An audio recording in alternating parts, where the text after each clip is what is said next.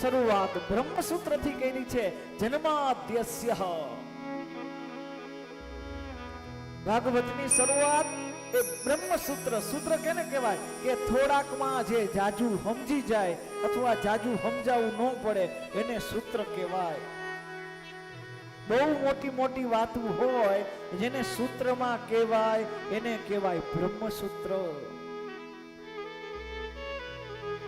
વ્યાસજીએ લખેલા 2 સૂત્રમાં આ બીજું સૂત્ર છે. પહેલું સૂત્ર છે અથાતો બ્રહ્મ જિજ્ઞાસા. આ વ્યાસજીએ બીજું સૂત્ર લખ્યું જન્માદ્યસ્ય. આ વ્યાસજીએ બીજું આ સૂત્ર છે એની શરૂઆત ભાગવત થી બીજા સૂત્રથી. સૂત્રનો મતલબ શું છે? જે વેદમાં બહુ મોટા મંત્રોમાં જે વાત કહી છે એ જ વાત સૂત્રમાં કહી.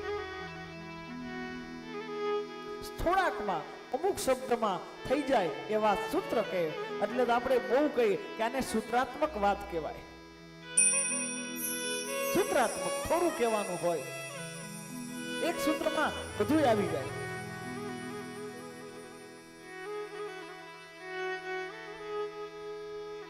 સમજુ માણાને થોડું કઈક બધું સમજી જાય તો સૂત્ર કેને કહેવાય? યતો વા ઈમાની ભૂતાની. આ જે શ્લોક છે સંસ્કૃતમાં,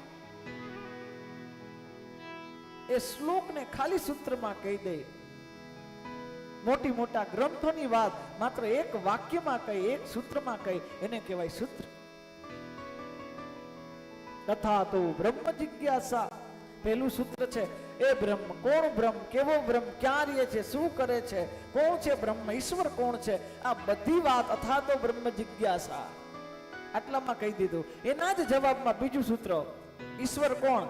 તો અથા તો બ્રહ્મ જિજ્ઞાસા. ઈશ્વર કોણ છે?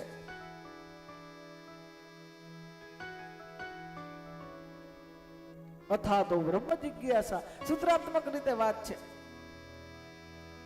કોણ છે બ્રહ્મ? કેવો બ્રહ્મ? ક્યાં રહે છે? શું કરે છે? એ બ્રહ્મ કોણ છે? બીજા સૂત્રમાં જન્માદ્યસ્ય. જેમાંથી જગત જન્મે, જેમાં જગત જીવે અને જેમાં જગત જાય એ સૂત્ર એટલે જન્માદ્યસ્ય. જન્માદ્યસ્ય.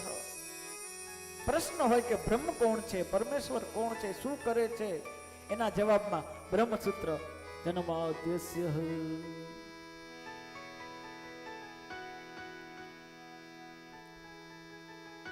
જેમાંથી જગત જન્મે, જેમાં જગત જીવે અને જેનામાં જગત સમાય એ સૂત્ર એટલે જન્માદ્યસ્ય.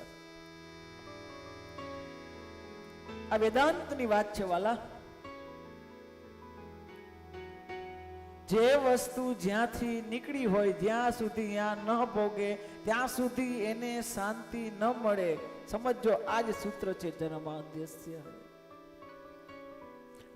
પથ્થર પૃથ્વીમાંથી નીકળ્યો છે.